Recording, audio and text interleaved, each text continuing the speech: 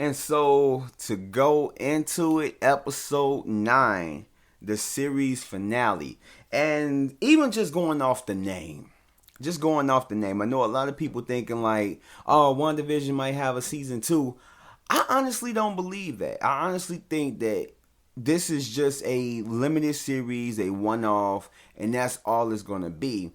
And this could be, I mean, take it how it is, but this could be basically the, I ain't gonna say nail in the coffin, but I guess you could say a hint toward that because the episode is called the series finale. It's not called the season finale. It's called the series finale, which basically to me says that yeah, this is just a one-off, a limited series, and everything else, and this is the end of it because this is gonna lead into Spider-Man, which is gonna lead into Doctor Strange.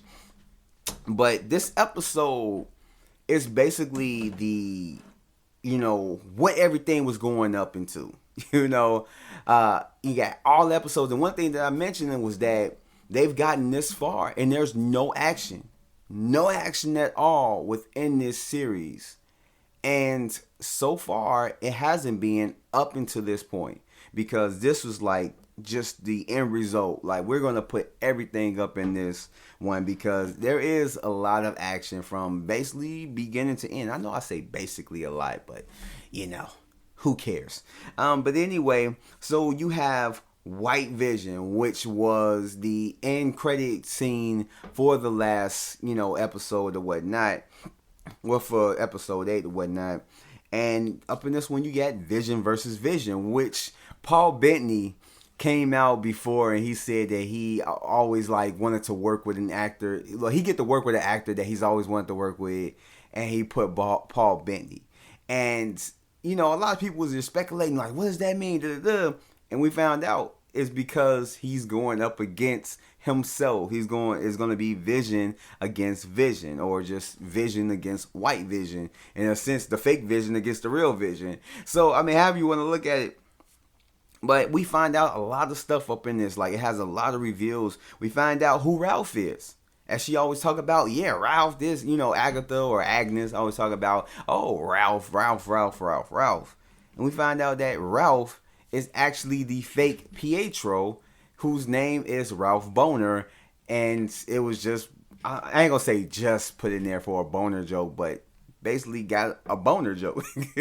And that's really what it was. So all the speculation of who Pietro is he really the Quicksilver from the Marvel, from like the Marvel Fox universe and X-Men universe and everything else? And we got it. No, he's not. He's a random guy who was just brought in for her to manipulate and use as the fake Pietro because, like I said, with the spoiler for episode 8, that she couldn't recover his body and use his body for it, which I feel like that probably would have been extremely creepy if she would have. But in any case, so Wanda realizes what she's done. I mean, and it's basically by the hands of Agatha, who awakens all the people out of her spell or whatnot, and she starts to realize what she's done to these people. She didn't realize it because all her mind is focused on is, living this life with Vision, her kids, and everything else. And she doesn't realize what she's doing to these people until they start to wake up and show that, yeah, she is actually hurting these people. Like, she should have been more, open to, what she's doing, but she wasn't. She was just tunnel vision and just being selfish as to what she wanted. So she's really just waking up into this. And we find out that the kids aren't real. Just like Vision, they're always created and manifested from like her power, because we get that from when the dome starts, when she starts to tear apart the hex or whatnot.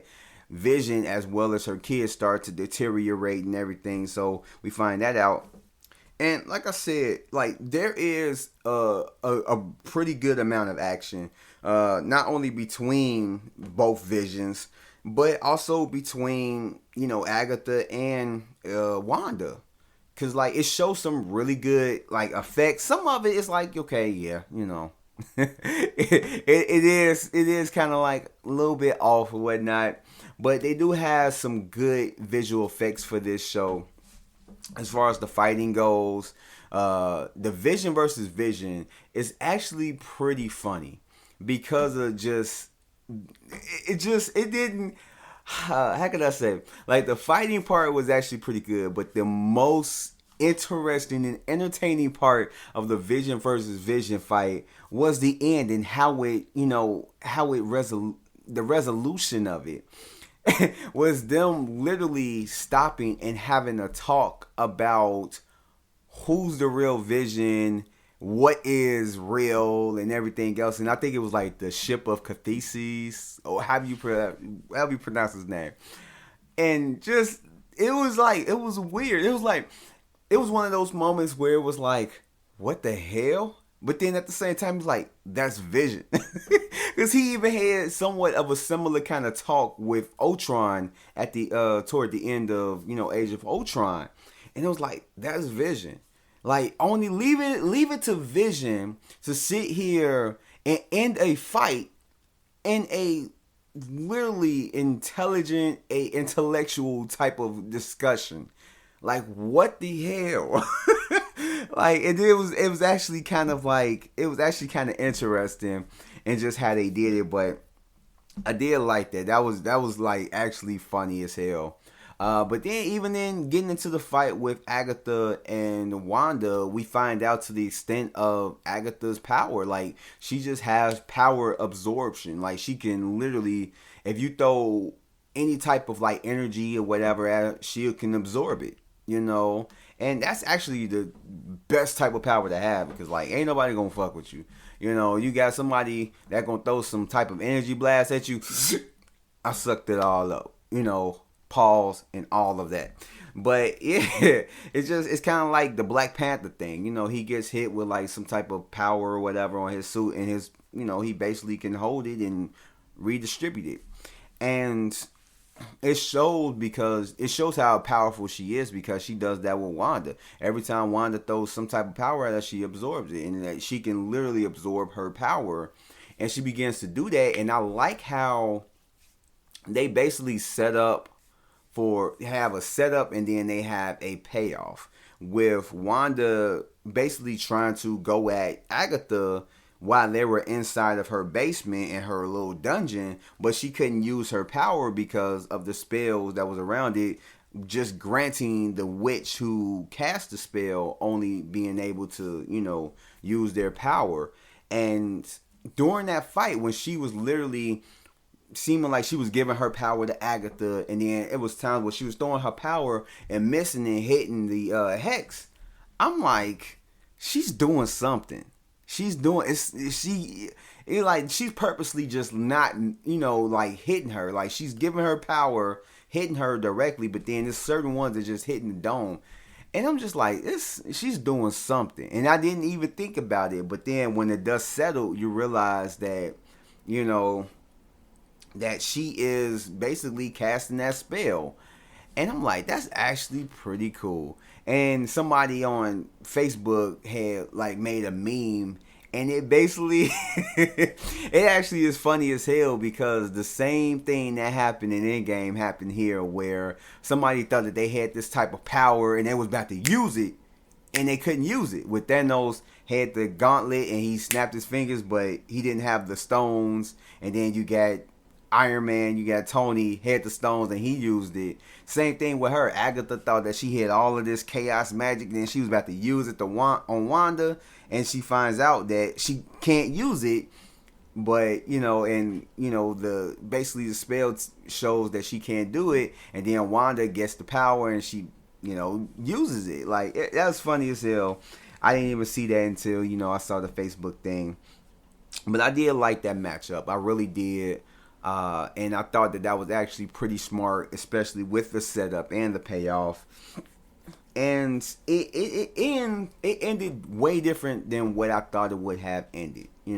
I thought that it was going to end off sad, which was going to bring her into, Multiverse of Madness as the villain. I mean, there's still time to make her a villain, if that even is her role within that movie. But it actually ended off pretty, kind of, it kind of wrapped up pretty good, satisfying with her being able to accept and be good with everything that was happening. She was able to let her kids go, able to say goodbye to them. She was able this time, unlike she, was the last time. I mean, she did say bye, but this time it was like, she was able to really say bye in like a different type of way rather than I'm about to kill you because this is gonna happen. It was like I have to let you go, that way I can be better, and everything else. And I actually did like the way it ended. It was sad. It was real sad with the way it ended, but I actually did like the way it ended. I wasn't disappointed that it didn't end the way I thought it was going to end it because I wasn't pushing for that. It was just more of a prediction, what I think it may go. But, I really did like the way it ended. And it just shows that she basically is going into a new chapter in her life. Like, she gotten to say goodbye to her kids. She got to spend the time with them and Vision again. And so now she is moving on. She got this new thing, her power, and she's learned more about it. Now she wants to fully understand it, just like Vision said up in Infinity War. Like, he didn't know what the stone was, but he wants to understand it, Or was it Civil War? It was one of those movies where he said that he doesn't know what the stone is, but he wants to understand. I think it was Civil War. But yeah, and I actually do like the look of the Scarlet Witch, her whole outfit and everything else. I love the look of it. Looks crazy good, and it's like we got a post-credit scene of her hearing her kids while she's reading the book. And one thing I was thinking is like, okay, she is off into this place away from everybody. Why didn't she just create a dome or, the hex around that area and literally just live her life off in there? She could have created more people to have a little life, a house and everything else. Her kids could be there. Vision could be there, and she can just use her powers to keep that hex up away from everybody. So it was like, yeah, maybe I ain't gonna say it's a plot hole, but it's like it's kind of one of those things where it's like it will make sense. Just like the Asgardians on Earth, you have this whole planet where Thanos went to basically just retire. Why didn't they just, after, Endgame or whatever, why didn't they just move the Asgardians to that planet? Or the Skrulls. Why didn't the Skrulls like, okay, well, let's go ahead and go to that planet? It was kind of like one of those things. Not a plot hole, but it was kind of one of those things where it's like, maybe y'all should kind of utilize that. But hey, I mean, it's just me. But I wonder, like, toward the end, Monica, who was the guy that the Skrull was referring to, that he wants to see you? I'm thinking it's Nick Fury, but I'm pretty sure it probably is. But whatever. And one thing that just threw me off. So Hayward was one of those characters that you can look at kind of like a good guy, but doing some of the wrong things. Going about trying to do something good, and it was like, okay, you can kind of see that the episode's leading toward this episode. But this episode, he shot at little kids. Like, what type of guy? Like, I don't care if they're like real or not real. It's like he doesn't know that. He literally raised his gun and shot at kids. Like, he don't even know if they had any power. So he literally would have killed the child. I don't know the reasoning behind the writing behind that or anything else, or if there was something missing or why he did that. But I feel like, why the hell did he shoot at a kid? But whatever. And this also, just to kind of wrap this up, I'm not gonna go too long. Didn't want to go this long, but yeah. So Monica gets her powers, and she looks badass. Like, she looks badass. But she doesn't really use too much of it. It shows that she can stand toe to toe with Scarlet Witch as far as like resisting. I ain't gonna say she go toe to toe with like as far as powers, because Scarlet Witch is like just extremely powerful. But it shows that she kind of knows how to use her power. When she jumped in front of the way of Hayward shooting at the kids, and then went through her body and literally just fell down after like it left out her body. And then you see one of the kids stop the bullet in midair and just drop it. And it was kind of like one of those things like, yeah, okay, Hayward, yeah, you just an asshole, or you just a dick. I don't know. It's one of those words. But Darcy also makes an appearance, and you got Jimmy makes an appearance. Jimmy, he calls in the cavalry that arrests Hayward at the end, which he definitely deserved it. But Darcy, it was like she really just made one appearance in this episode, which she basically just dead ex machinas Hayward, get him, basically just put him out to where he can't go anywhere, and she just disappears. And it was just okay. She came in for her little cameo in this episode and she dipped off. But as far as the way that this show wrapped up, I really did like it. Really did. I wasn't too disappointed. I wasn't disappointed at all. I really did like it. I really thought that they did a great job with this show. And yeah, like I would love to see them do more stuff like this. Being as bold as they did with this whole show and everything. And yeah, I like the way this last episode ended. It was actually pretty cool and everything, and all the answers that they basically answered, or the questions that they answered up in this one, and just some of the questions that they set up for future projects with future characters. So I can't wait to see what else is going to come from this, and how this is going to lead into Spider-Man and into Doctor Strange and everything else. And I want to see the full extent of Monica's power in Captain Marvel too. So I can't wait to see that. But other than that, oh yeah, and what's going to happen with Vision? That's another question. He didn't show up. The White Vision didn't show up after he left the battle. And when is he going to appear? Maybe in Armor Wars? We don't know.